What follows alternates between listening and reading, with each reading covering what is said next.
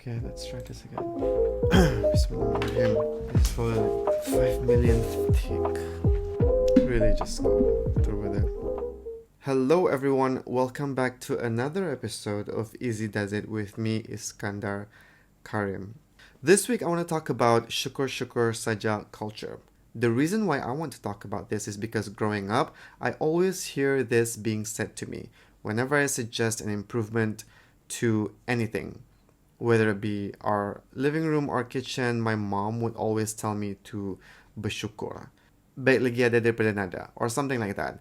While the intention is harmless, it sort of skewed my understanding of what it truly means to be bersyukur or feel grateful. Because when something like that is being thrown around so casually, it will, over time, lose its meaning. I also think it's a lazy thing to do. Not that I'm accusing my mom of, being lazy or whatever. Generally, it's one of the many examples of misusing a religious term just to shut someone up because it becomes tricky whenever religion is being inserted into a discussion, which is why I think it would be an interesting topic to talk about today. Another example would be if you were to suggest a solution to a problem or suggest improving a method or a process for an institution, let's say. You'll usually get a reply that sounds like, sudah tak kena sediakan XYZ, mau lagi itu, mau lagi ini, bersyukurlah, as a response. So as a result, you might feel guilty or feel like you're being accused of being greedy or unappreciative for asking for more, when all you wanted to do was suggest an improvement for the benefit of everybody. So individually, bersyukur means gratitude or feeling grateful, while syukur-syukur saja is a mixture of being complacent and doing the bare minimum. This is my opinion, which is nothing close to, feeling gratitude. So let me try and explain what sets bersyukur, as in syukur alhamdulillah, and bersyukur-syukur saja apart, because the line between these two can be thin. It has a lot to do with the mindset. So someone who is bersyukur or grateful is someone who does not take things for granted because they appreciate what they have and they continue to put in the effort to be better because they acknowledge that their position in life is a privilege or a blessing. Either as a result of their hard work or something that they're blessed with, they basically don't take it for granted. For example, you got promoted after years of hard work. So you celebrate your achievement and feel grateful. And in turn, you tell yourself that you want to do better because you understand that with the new role that you are being entrusted with has its own sets of new responsibilities. And you may need to continuously improve your skills and knowledge if you want to continue climbing up the corporate ladder. Bersyukur-syukur saja is an attitude that promotes complacency because you feel pleased with yourself and you don't feel the need to do anything about a situation because you're comfortable with what you have or the situation that you're in. So you end up doing the bare minimum because you'd rather not do anything more. Okay, so for example, after getting promoted at work, you feel super proud of yourself naturally and the status quo that you've earned after years of hard work. So you maintain doing what you do, which is just the bare minimum, enough to keep you in this role because you feel like you've made it. You've worked hard to get to where you are. So you feel like you deserve to relax. Syukur-syukur saja tah jadi officer or syukur-syukur saja tah jadi manager, But quite honestly, there's actually nothing wrong with that. In fact, I want to point out that even though it may seem like being complacent and doing the bare minimum can sound like a bad thing, sometimes it's not, actually. And if you've been with me for a while, you know me well enough that I like to discuss the pros and cons in everything. So let's begin.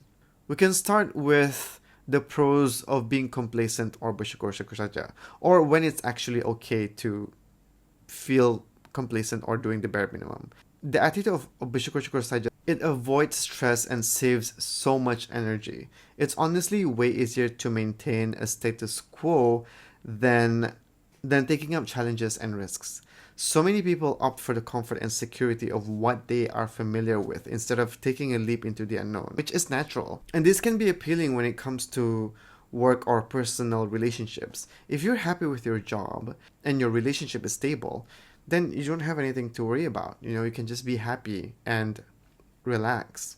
For example, it took you years to finally get your business off the ground, or you finally get to a point in your professional career where you're happy. So you can relax, you can enjoy the perks, you can take the time to celebrate your achievements and be proud of how far you've come. Relish the fact that you've finally started a business, or you're finally an officer or a manager at your workplace. You earned it. And you're okay with just being that way. You're content. The rewards are good enough for you where you are in life right now. And you feel genuinely happy and fulfilled. So it's okay. Another example I want to use that I often see people talk about on the internet or people complain about on the internet is the BIBD app. So BIBD is the largest bank in Brunei, and they literally have zero competition locally for now. Yes, there are other banks like Baiduri, Standard Chartered, but BIBD is the government's bank. So naturally, they reign supreme in the banking industry. Their app is also the most used app because a lot of people bank with them. By the way, this is not sponsored by BIBD. But is the BIBD app the best app compared to the rest of the banks? Not even close. But do people still use it? Yeah. I used to think, I still think that the user interface can be massively improved, and I think we all know they have the resources to do so. But they don't have to because it doesn't affect their business. It doesn't affect their status quo. As long as they can maintain the app's main functionality, it serves its purpose already. But would people be happy if they improved the graphics, the quality, and the look of the app? 100%. But they don't have to if they don't want to. It's a nice to have, not a need to have for them. So in both cases, it's okay to be complacent and doing the bare minimum because it doesn't affect them in a negative way. However, if you do stay in the state of syukur-syukur saja in every aspect of your life, in everything that you do, it can lead to stagnation, both in your personal life and your professional life. And if you're just content with coasting along, you will miss out on opportunities for growth and improvement. And you will start to feel bored and dissatisfied. And this can impact your mental health and overall happiness in everything. So in terms of work, if you fail to strive for growth and advancement, it can limit your potential for career advancement or even financial stability. I do honestly believe that syukur-syukur saja culture is one of the main causes why many people experience a lack of motivation. They're being complacent, and this causes a lot of people to lose their sense of purpose and direction, making it difficult to find meaning and fulfillment in their day-to-day lives. Being complacent also prevents people from pursuing their passion and their interest, which is a major source of happiness and fulfillment. Bersyukur-syukur saja kan bekerja will obviously also have a negative impact on your career advancement. If you're content with your current job and you're not striving for advancement, you're likely to miss out on promotions, increments, recognitions, etc. Other people in your workplace will also start to see you as unmotivated and unpassionate. And that can impact your reputation and professional standing. So, for example, you start a business and then you're the first in your friend group or in your family to do so. So that's a huge accomplishment, right? You feel proud of yourself. At the same time, because you're the first, you feel like you're ahead of the game, but only in your friend group or your family.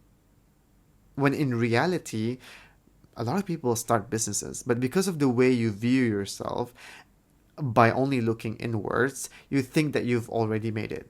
And that feeling of complacency will start to sink in, and you don't feel the need to do any more than that. Like expanding the business, doing your research and development, introducing more products, improving your customer service, and hiring more people, all of that shit. This happens in a lot of businesses that are okay with doing just well when they can do so much better. They're okay with the current resources and circumstances that they're in, and they don't want to take the risk because, they're doing just fine. They think that they shouldn't fix what's not broken. But the thing is, it's never about fixing, it's about improving. There's also a trend that I noticed that happens a lot, but not surprisingly, because titles mean everything to some people. People relish the fact that they are the CEO or the MD of their businesses, but nothing that they do in their professional life represents that.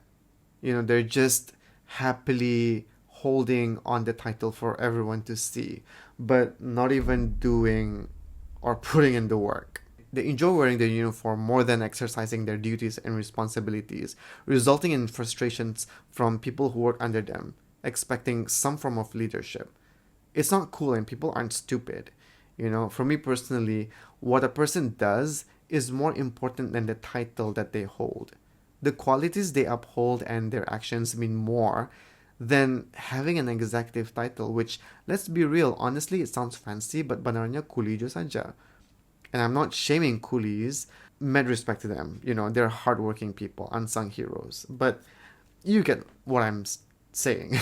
The culture of bersyukur-syukur saja atau asal jangan indah can have a significant impact on society as a whole. When everyone feels content with the current status quo, it prevents progress and innovation. Sounds familiar? This stifles growth and limits opportunities for improvement in different areas such as education, technology, healthcare, and important societal issues such as poverty, inequality will be overlooked or not dealt with because certain institutions feel content with how things are.